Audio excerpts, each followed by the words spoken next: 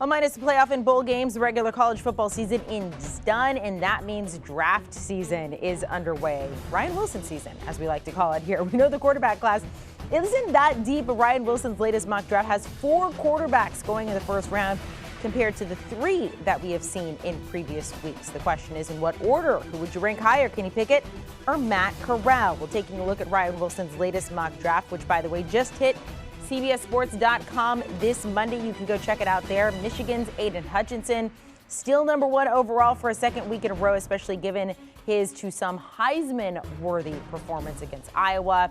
But when it comes to quarterbacks, Matt Corral remaining his QB1 there, headed to the Texans with 3rd overall pick. Kenny Pickett coming in at number 9 to the Panthers. And then he has the Steelers, who he did have selecting Kenny Pickett, but in this particular draft, he has them selecting Nevada quarterback Carson Strong at 18. And we will talk in just a second about the 4th quarterback coming in.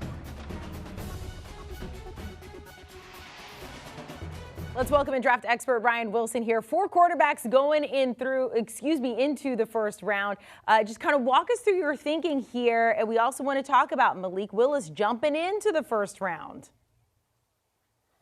Yeah, that's right, Amanda. We have 4 quarterbacks. That hasn't been typically the case. I know you like to keep up with these things. This is version 14, so that means we're about 40% of the way to the actual draft as I count these drafts as markers of time. So what does it mean for the quarterbacks? And, you know, we've talked about this every week. This class isn't like last year's class or the class before that. But that doesn't mean, even though it's not that deep, that these quarterbacks won't continue to creep up as teams now devote all their energy that the college football season is over to evaluating these guys. We're going to have the Senior Bowl. We're going to have the Combine, all the pre-draft workouts, and they'll find ways to fall in love. That's sort of how it works. So Matt Corral, as you mentioned, remains my quarterback 1. Is he a top 10 pick? No, he's probably more in the 10 to 15 range, but he may go higher than that. And Kenny Pickett has had a red-hot season, reminiscent of Mac Jones last year, Joe Burrow the year before that. He is not as good as those players played and play out, but he's 24, he's experienced, and he's made huge strides throughout his career at Pitt, and that has been punctuated by a great season. And I know Brady Quinn's talked about this in recent weeks, a Heisman Trophy-like season for Kenny Pickett. Carson Strong, it comes down to one thing, the knee. He's had that knee injury since high school. He had a little work done prior to this season. He's played really well. I had a scout text me the other day and said he's gotten better in terms of his mobility and using his lower body as the season's progressed. And that's what you want to see. He has a great arm. He makes great decisions. And if he's there and he's healthy, teams are going to take him in that first round. I say it all the time. If he's completely healthy, he's my QB1. Unfortunately, we're not there yet. And finally, Malik Willis, who has only been in this mock draft one other time.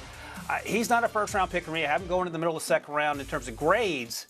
But it only takes one team to fall in love. And here's the important thing about any of these quarterbacks, but especially someone like Malik Willis, who has all the physical tools that you want. He can run the ball. You see that here. He can certainly throw the ball as well as anyone. He's going to need time. He's sort of on the Trey Lance track to playing NFL quarterback, which means you cannot rush him out there under any circumstances. You have to build around him. I haven't gone to the Lions. A lot of building still needs to be done, but they have an offensive line in place, and they'll have a lot more draft capital going into this draft season to build around Malik Willis, but you can't throw him out there, roll with Jared Goff another year, and then circle back in 2023. Have you had Sam Howell at all in the first round? I can't remember.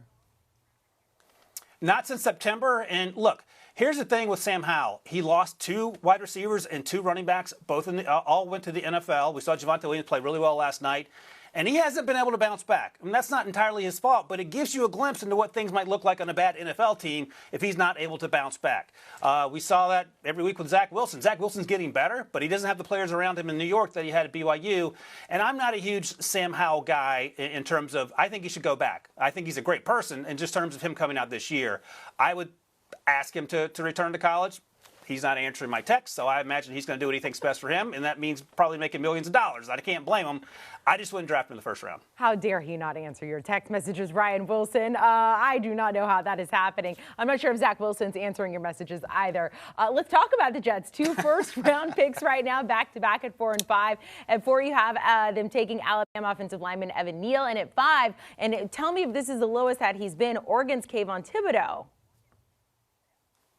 Yeah, so Kayvon Thibodeau is just a victim of circumstance because I typically have him going first overall. You mentioned Aiden Hutchinson has made his move this season as arguably the best player in the draft process and certainly college football. Kayvon Thibodeau is 1B. It's just that the teams that are drafting from 2 and 3 don't necessarily need edge rushers. So what are we talking about with Thibodeau? Well, he's going to a Jets team that has Carl Lawson. They signed in the offseason, but he got injured. He hasn't played at all this year. So you're beefing up that defense. Robert Saleh is a defensive guy from San Francisco, and that defense has played well at times, but you just need players. That's just the reality of it. And Thibodeau is certainly a player that can come in and help you right away. But the pick before that, I have him taking Evan Neal, who for many people is the best offensive lineman in this draft class. I like Ike Ekwonu just a little better. Again, a 1A, 1B situation. But I've been saying this for a while. I just said it earlier. You have to build around your young quarterback. It starts with the offensive line. They have Mekhi Becton. They drafted Elijah Vera Tucker last year in the first round. Now you get another first-round pick in Evan Neal, and then Zach Wilson, who, as you mentioned, isn't answering my text either, and though we share the same last name, will be out of excuses. But I think he's made those steps in the right direction. Protect him, and then go from there and see how it plays out. But I think a lot of times we fall in love with these quarterbacks in terms of saving franchises, and we forget about the part where, yeah, we got to protect these guys because they can't take a beating, all 17 weeks of the season now. Distant cousins, I'm sure, between you and Zach Wilson there. Let's talk about the team that beat the Jets this past week, and we had a very happy Gardner Minshew there. The Eagles, they have 3 first-round picks. Same thing as the Jets, bolstering their offensive line, also their defense. Walk me through the 3 picks that the Eagles have in your latest mock draft.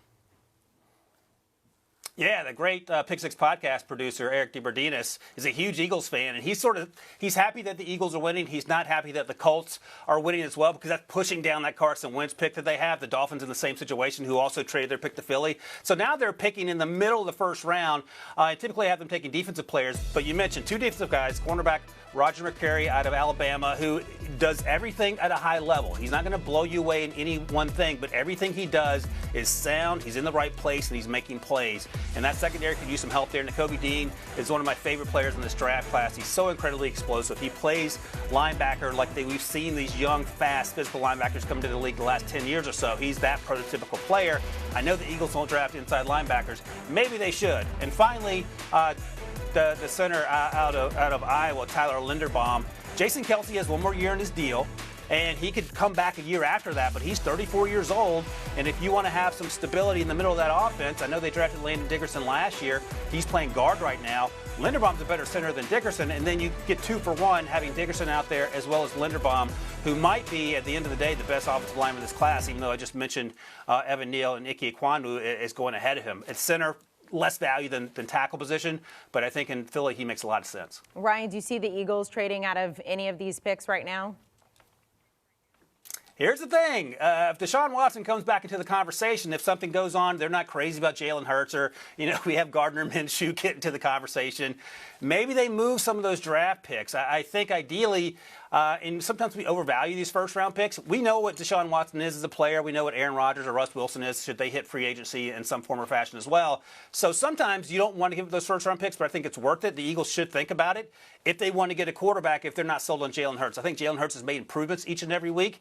He's been injured, of course, last week, and we saw what Gardner Minshew did. But that's ultimately what will decide how the Eagles move forward with these 3 first-round picks. All right, Debo, listen to that. Listen to that right there. Let's talk about the Chiefs there. Brady Quinn's not here to applaud you because I know he would. You have the Chiefs taking Penn State wide receiver Jahan Dotson at 26. He used to not be in your first round, Ryan, so tell me about this pick and he becoming a more solid first-rounder for you. Yeah, look, he's not going to break a ton of tackles, but the thing is, you can't catch him, so it doesn't matter. He's not Tyreek Hill, and we sort of put that label on smallish, fast receivers. Mecole Hardman can attest to as much, and obviously Mecole Hardman is very good, but he's not Tyreek Hill. There's only one Tyreek Hill, but he just adds one more explosive element to a Chiefs offense that they haven't struggled, Amanda, but they haven't looked like the typical Chiefs offense we've seen in recent years. And by the way, Tyreek Hill and Mecole Hardman are the only wide receivers under contract beyond the 21 season. So they'll have to re-up some guys. Maybe they'll bring back Byron Pringle. But they could also draft a guy. And I know Andy Reid doesn't typically draft a lot of wide receivers in round 1, but he also didn't draft running backs till he took Clyde Edwards-Helaire a few years ago. And I just love the idea of Jahan Dotson out there with those 2 players, Mecole Hardman, Tyreek Hill, Travis Kelce, of course, and then Patrick Mahomes, and just running loops around everyone else on the field. I think it also gives a jump start to an offense that, for reasons that sort of remain a mystery, hasn't quite clicked yet, but I think they're close, Amanda. I'm not too worried about that Chiefs offense. Another team taking wide receiver. This one's a little bit odd, though, because they have not taken a wide receiver in the first round since 2002. That would be the Packers. You have them selecting USC's Drake London. So why would the Packers make this move? You stole my fun fact. 2002, Javon Walker was the last time they took a wide receiver in round 1, which is hard to wrap your brain around when just 2 years ago, the deepest wide receiver class in human history, and they not only didn't draft one, they didn't sign one as an undrafted free agent. They did get Amari Cooper last draft cycle on day 2. He hasn't really contributed much. But here's the thing. We know Devontae Adams is great. He's one of the best wide receivers in the NFL. After that, the leading receivers are Aaron Jones, Randall Cobb, who they traded for because Aaron Rodgers demanded it, and then A.J. Dillon, the other running back. So why not have another deep threat in Drake London, who had a fantastic season on a dreadful USC team for most of the fall. He suffered an ankle injury, didn't play the last few weeks. That shouldn't affect his draft stock as long as he's healthy, and I expect he will be. But he reminds me of Michael Pittman, who came out of USC, and maybe a little better version of Michael Pittman, who's having a great season in year 2 for the Colts. So one more weapon for Aaron Rodgers. Fingers crossed that keeps Aaron Rodgers in Green Bay, because we know the speculation that perhaps it could be his last year for the Packers. Yeah, maybe make him a little bit happier there. I apologize for stealing your thunder, but you had the name. You had the name. I didn't mention that, but we'll communicate a little bit better next time.